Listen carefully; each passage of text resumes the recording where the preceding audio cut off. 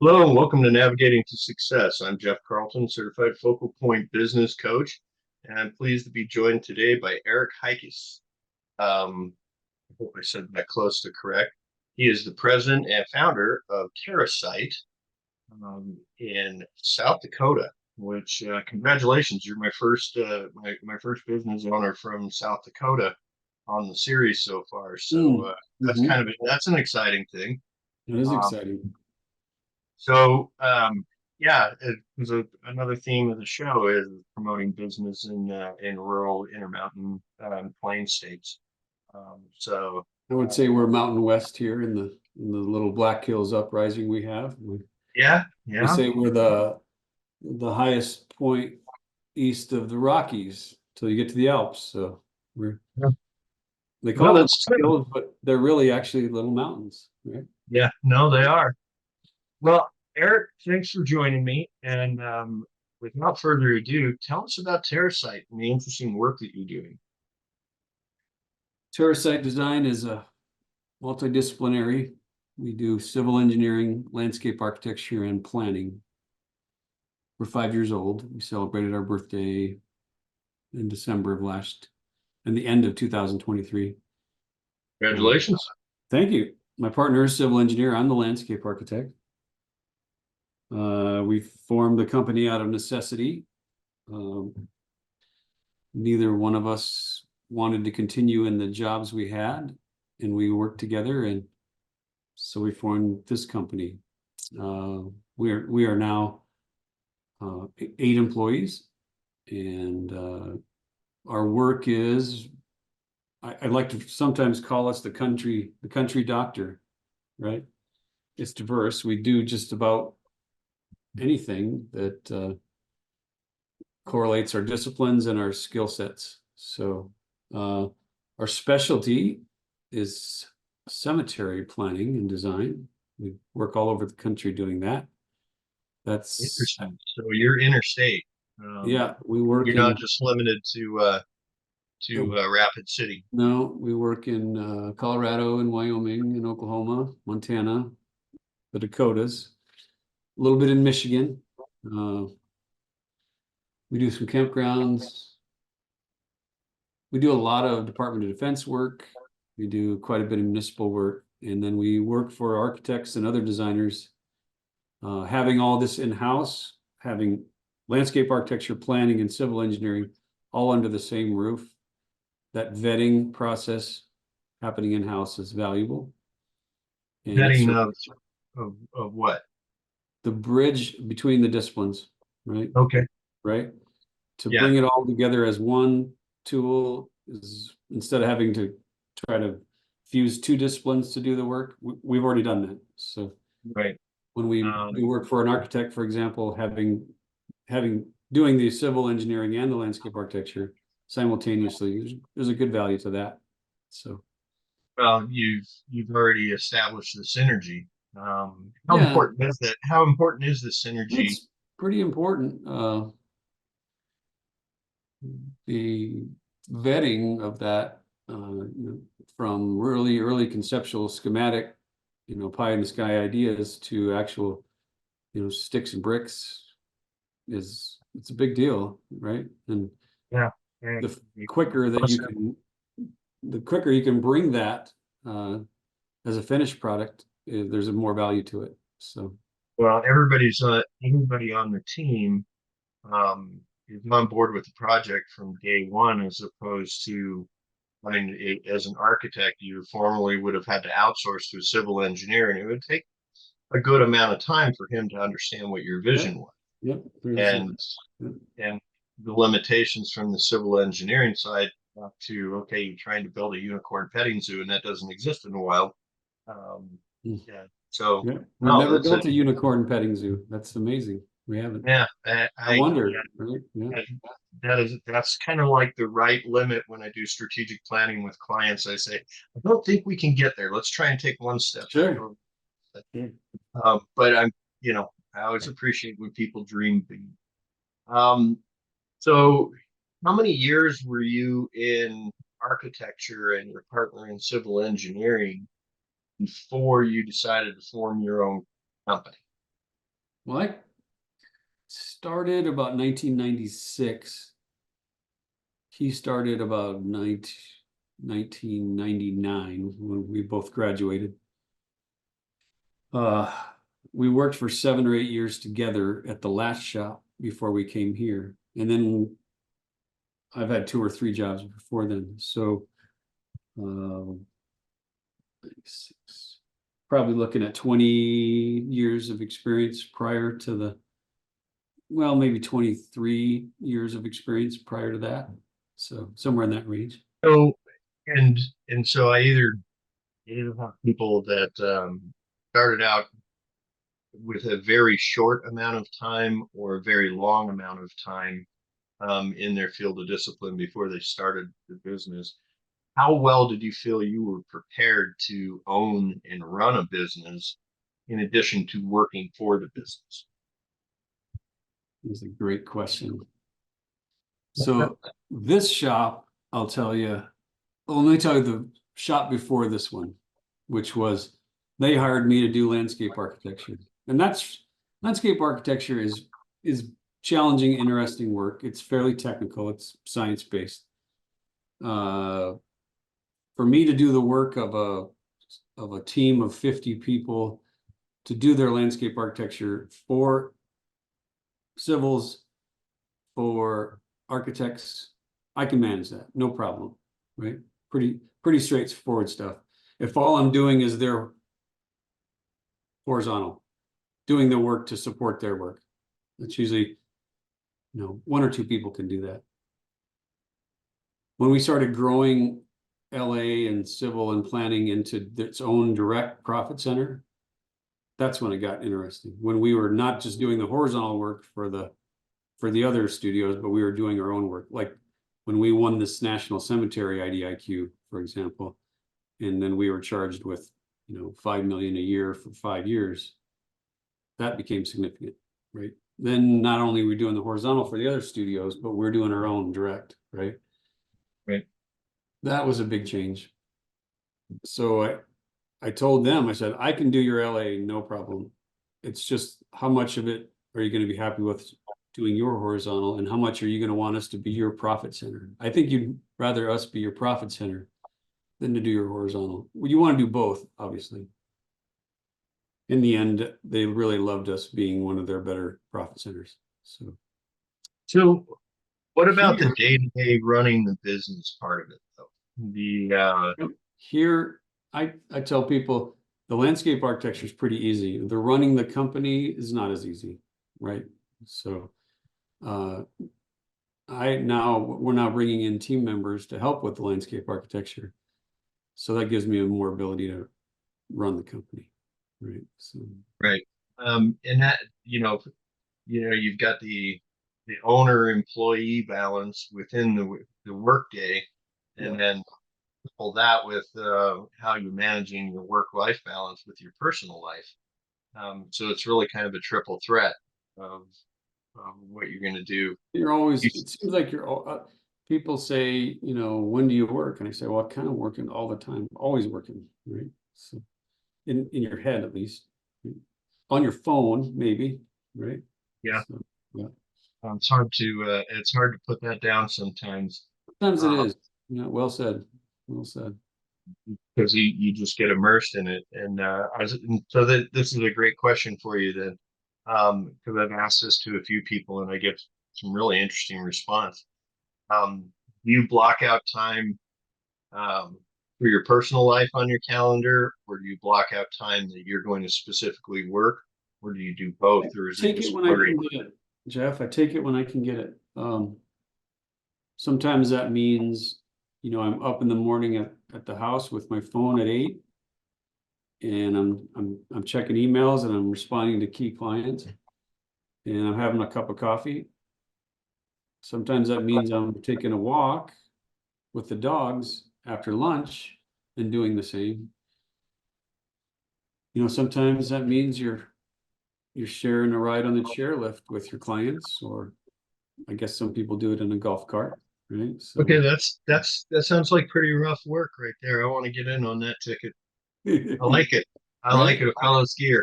Yeah. Oh, cool. Very cool. Um, so But I don't think there's one specific time I set aside for that. It's more like, hey, I've got this hour now. I think I'm going to take it and maybe get centered, or do a few key correspondences, or maybe just chill out a little bit, right? So yeah, well, what I encourage people to do is be deliberate with their time, for sure. So, yeah, well, we appreciate you being deliberately here with us today. Um, that's a word I use often. Be deliberate. Be deliberate. Yeah. yeah, being deliberate and intentional because, and it's important to have an expected outcome. You might be disappointed, but having an expected outcome will drive probably higher performance Yeah. for sure. So you're at 8 employees right now. Where where do you see yourself in 12 and 36 months? We'd like to add survey. We'd like to add another mid-level civil engineer, right? And then I think we're going to pick up another drafter. Um, 36 months, I think we'd see us grow to 11, okay, 11 or 12, right? Those are key hires, though. A registered surveyor, a licensed civil engineer that'll work with our team, and a drafter that will help support them. So right. Um, expanding into any thoughts about expanding offices into other locations outside Rapid I, City or I thought about Tulsa a little bit.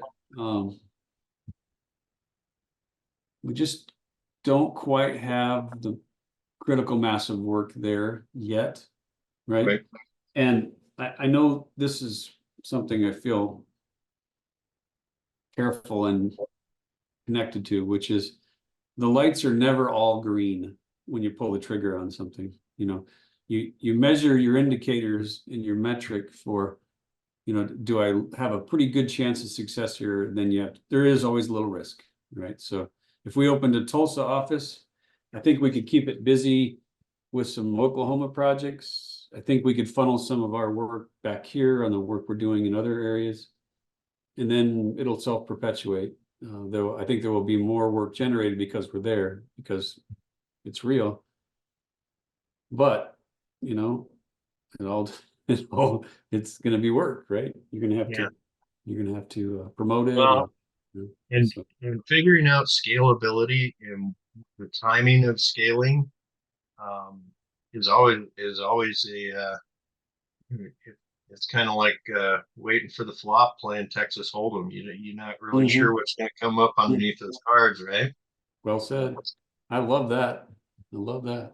Plus, sometimes having an edge, like, somebody, or I've got a cousin in Kansas that might want to run the Tulsa office. Those kind of things, like, you know, Sure.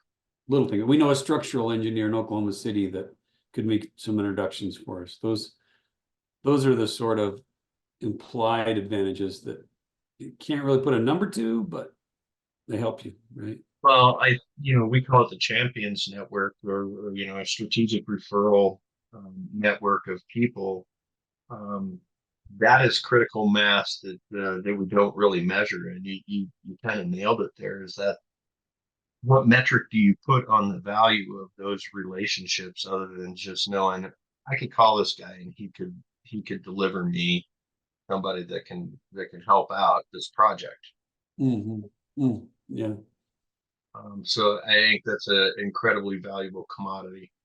So having worked for all those years, this is kind of our wrap up question that almost everybody gets is what do you see what is the one piece of advice that you would give to somebody that was, the 5 year ago Eric, the guy that was thinking about starting his own business, or somebody that's in their first year and they're trying to balance all this? What is your one big I nugget? Or can say this, I'm 53. I should have done it 10 years ago, right? yeah, I, any I did regrets? I did it 5 years ago. My only regret is that I didn't do it sooner, right? Oh, I'm glad to hear you say that because I've had some people who's I had one guy that absolutely he came out and says, "Don't do it, don't do it unless you're absolutely committed." I had somebody else say, "Burn the burn the ships on the beach.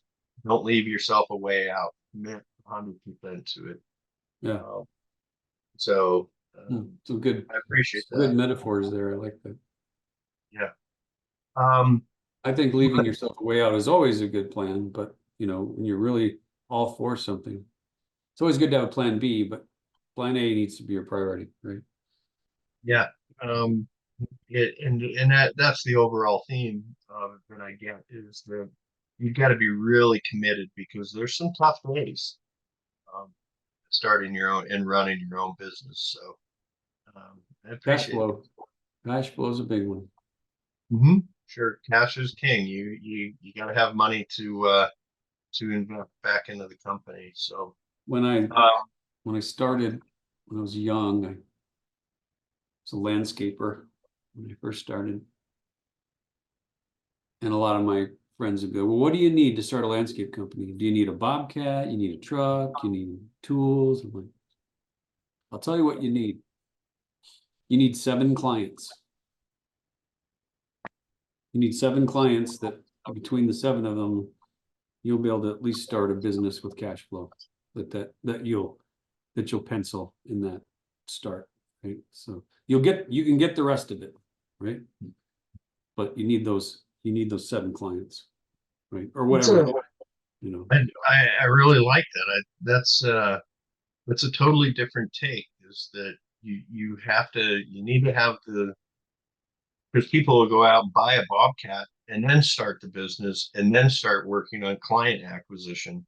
Right. Um, what you just laid out that formula completely backwards, and there's some brilliance behind that. Well, some jobs you won't need the bobcat for, right? So depends But on you the need the client. client. Yeah, yeah, All right, one more last question because I really like sure. that one. You Yeah. had if you had a magic wand or some fairy dust or something like that. I don't want to go back to unicorns just yet. But what is one thing you would change about the last 5 years? What is one thing that you would change about today for your business?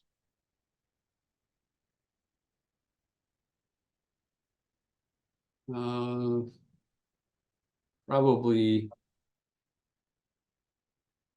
grow a little quicker, right? Interesting. Uh, when people come and talk about possibly joining the team or doing a strategic partnership or something like that, every time we've added somebody to our team, in the end, we found plenty for them to do, right? Right. We always worry about, do we have enough work for them, right? So our experience has been, at least here in Rapid City, it's been booming, but there's Right. been there's been plenty for them to do. In fact, sometimes more than there is they can do, right? So Yeah. More than they have time.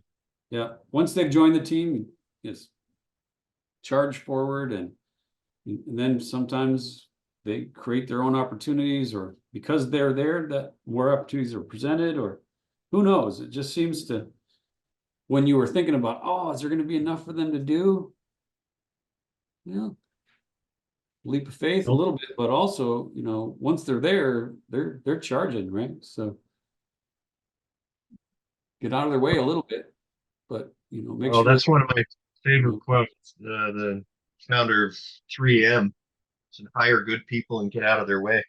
yep, yep, make sure they're plugged into relationships and resources, and then, you know, there's always a time where gets a little slow or whatever, but then just shift them over to something else, right? Outstanding. Well, thanks very much for joining me. And for everyone watching out there, I hope to see you on the next episode. Eric, you get the parting shot. Any final words of wisdom? No, it's really easy to do what we do with young people that joined us. It's really easy to do what we do here because of a partnership that I have with my business partner. that seems to self-perpetuate. And we don't always get along awesome. We fight sometimes. We don't always get on the same page immediately about something, but in the end, the big picture, having that really solid partner who's very different personality wise or skills wise than you would not believe the gifts or the mojo that brings to the relationship. I mean, Shane and I are very, very different, but between the two of us, we're able to bring to bear all kinds of great insight, technical, whatever. No, And it really helps, right? Sometimes I say we're like the two witches of the Odyssey, and we're trying to share the eye, right? So I guess it was three witches, but sometimes it's, who gets to use the brain that day, because it's important to use all parts of it. And I think Shane and I have that going, so that's exciting.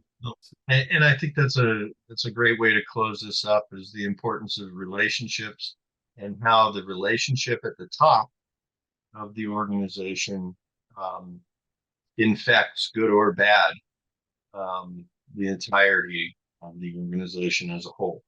If it's not healthy at the top, then it won't be healthy at the bottom. But if it's positive influence, and so there's some leadership points in there that we don't have time to pull that thread, but well said, sir. I appreciate it. Thank you again for joining me today. Absolutely.